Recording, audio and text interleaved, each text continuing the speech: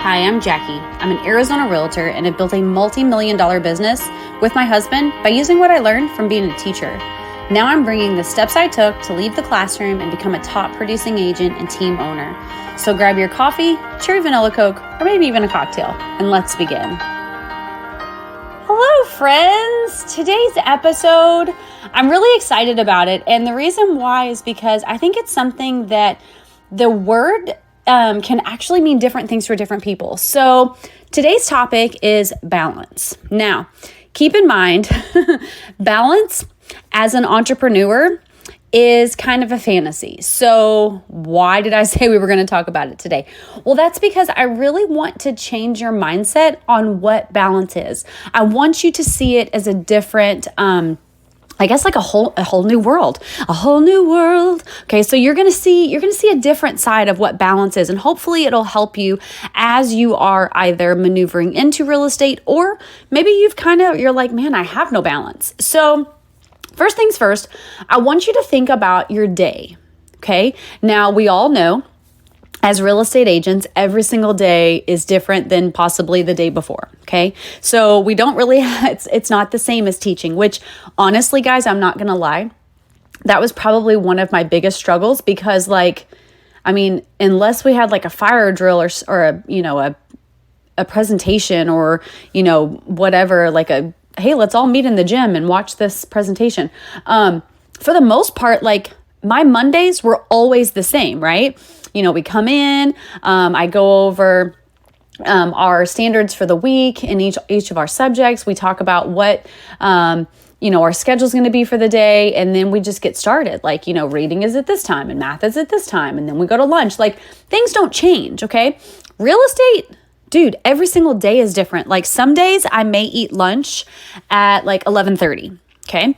Some days it may be 2:00 in the afternoon before I get to eat lunch.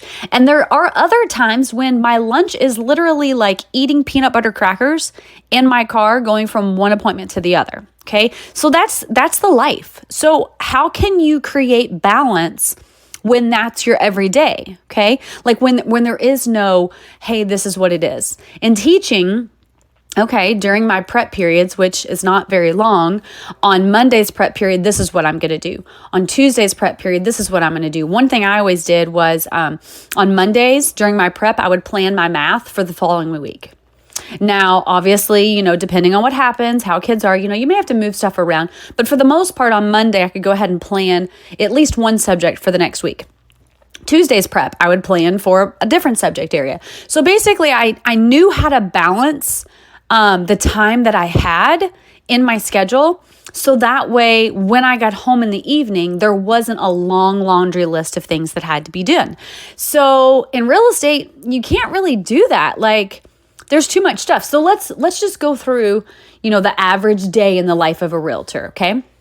Well, for example, if you are working with buyers, your day probably consists of sitting at your computer, looking at homes, trying to find ones that match them, sending them different homes. And the thing is, guys, this is what people think that that's the only thing that we do. No, there's so much more to it. Okay. So then I'm also scheduling showings. I'm reaching out to them, talking about, hey, what did you like about the showing that we did this weekend or whatever? Okay. Then if I'm working with buyers, another thing I'm going to be doing is submitting offers. Okay. I may be negotiating an offer for a client with the listing agent. I may be attending an inspection, or maybe you don't go to the inspections. That's totally fine. You don't have to. Okay. But I may be going to inspections. I may be calling my buyer and making sure that they realize that, hey, you're signing next week. So we need to go ahead and call all of these companies to be able to transfer services into your name, because the last thing you want to do, especially in Arizona, is move into a house in August and there's no AC. No, I do not want to do that. So those are some different things that you can do, if you're working with buyers. Now, the other thing is, what if you're working with sellers? Okay, well, that could be marketing my home, especially if it's right now in the market. We have to market a little bit more. It may be scheduling open houses. It may be showing the property. It may be, obviously, if they're selling their house, they also have to buy a house, which honestly, guys, that's a balancing act all in of itself. You got to sell the house, buy a house, and try to get it all in the same time frame. That just makes my head spin. Okay. Prospecting, because guess what? Especially in the beginning, buyers and sellers are not knocking down your door going, "Oh my gosh, you're a real estate agent? I thought all of y'all were gone. Wow, you're like a rare commodity. I want to use you." No, people don't do that. So prospecting is a big part of your day. That's a lot of phone calls. That's a lot of emails. I would say probably the biggest thing in prospecting is getting thick skin. I don't mean don't go get a pedicure. What I mean is you have to get thick skin because people can be nasty. They can say mean things. They can hurt your feelings, and you're just going to have to get over it. Because that's part of it. Do you have to accept things like that? No, but just realize it's going to happen. Next, education.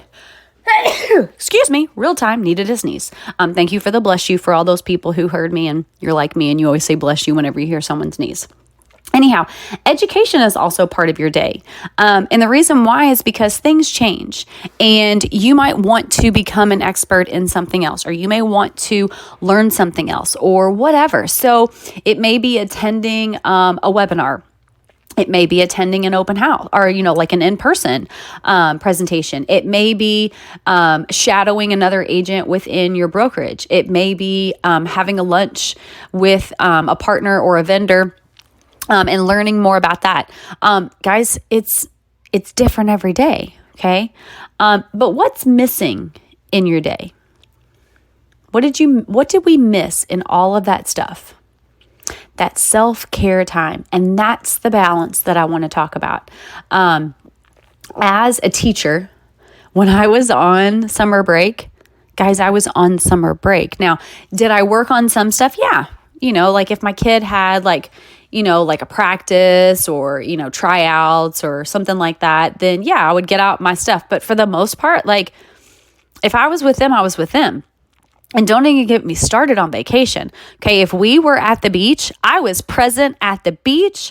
My kids were like, "Good God, Mom, do we really need one more picture of us in front of the sandcastle?" Like that was just me, okay? Going into real estate, my computer comes with me on vacation. Being in real estate, my computer goes everywhere with me. A game, a practice, a school recital, like my phone and my computer are my lifeline to make sure that I can pay my bills, that I can put food on the table, that we can do all of the things that our family enjoys doing. Okay. That's what it takes to run your own business. And as a real estate agent, you have to think of yourself as a business owner. You're not an employee anymore. You're a business owner. And if you want to survive, you have to put in the hours. You have to put in the time. And it's not always rainbows and unicorns, guys. Like it can be super frustrating. However, there still is room for balance. And by balance, I mean you should have one day where you do not take any appointments. You do not, let me say this again for the people in the back, take any appointments. And the reason why you do that is because that's your day that if there's ever a doctor's appointment, that's your doctor's appointment day. Okay. So one of my good friends, April Bradshaw, she is a realtor out of Texas. We were talking and she's like, Thursdays, I don't do any business. And I'm like, "What do you mean?" She's like, "I don't schedule showings. I don't allow people to schedule showings. I do not do open houses on those days. Like I don't do anything." She's like, "Now, if a Benzer's due, which is the buyer inspection, if I have to turn that in, yeah, I'll do that." She goes, "But I don't set any appointments. I don't allow people in my calendar on that day." And I'm like, "Okay, well, what do you do?" She's like, "Well, my kids have a well checkup. I'm at the doctor's office and they're like, 'When are you free?' And I say, 'Any Thursday.'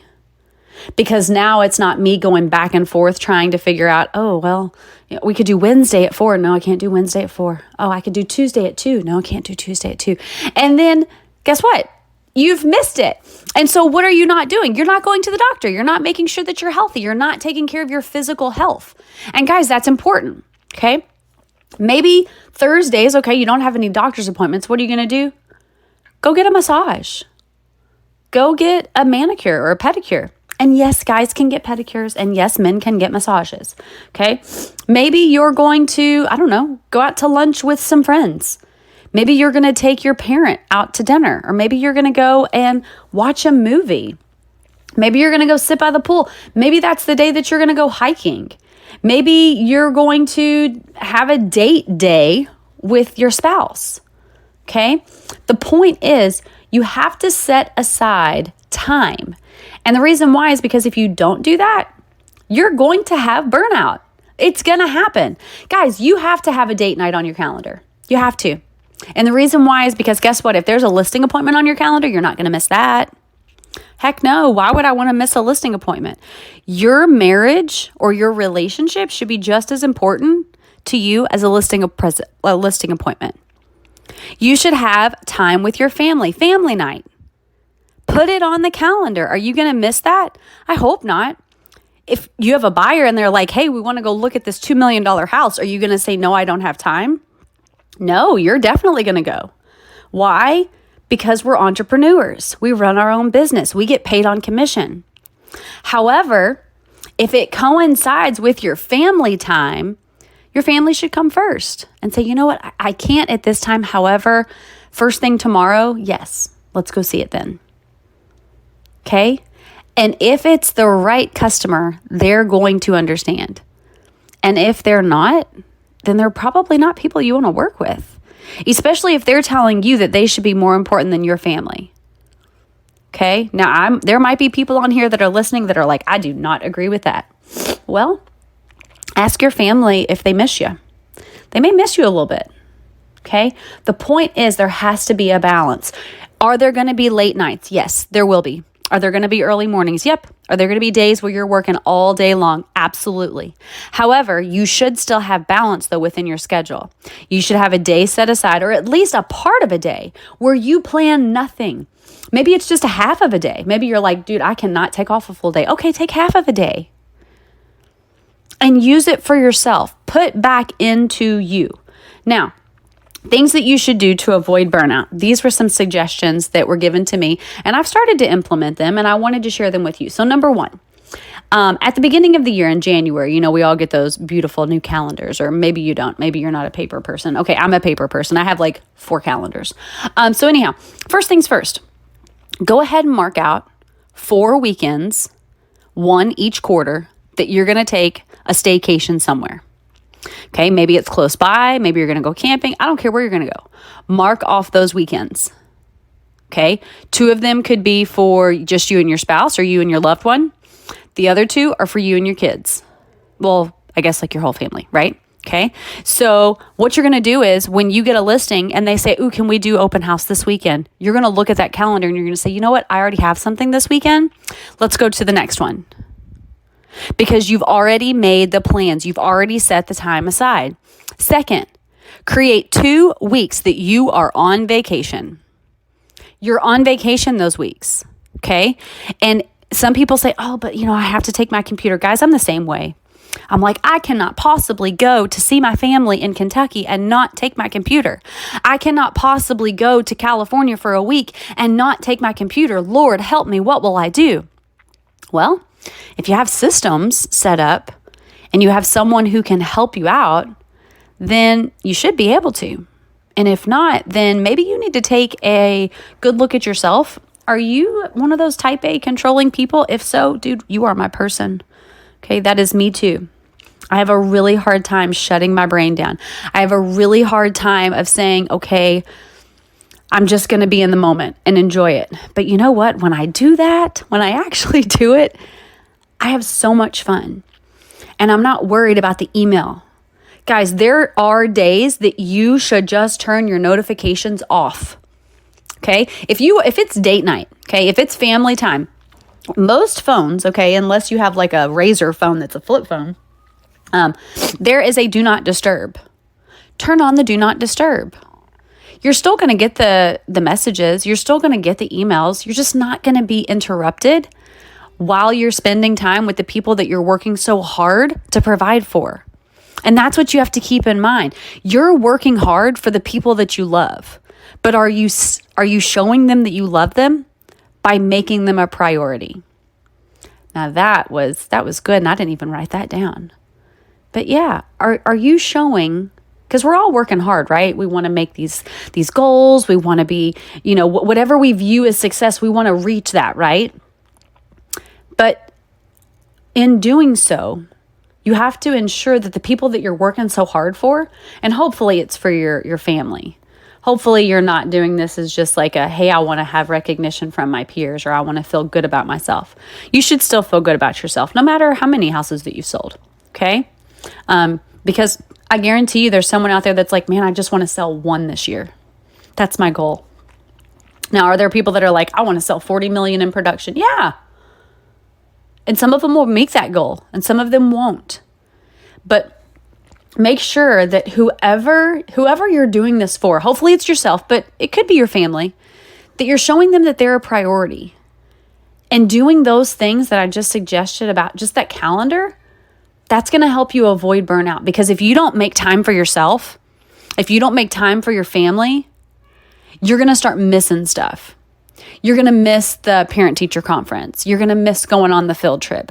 You're going to miss the date night. You're going to start seeing you and your spouse kind of drifting a little bit apart. And then you're going to go, I hate this job. This is all I ever do. So if you want to stay loving your job, take breaks from it.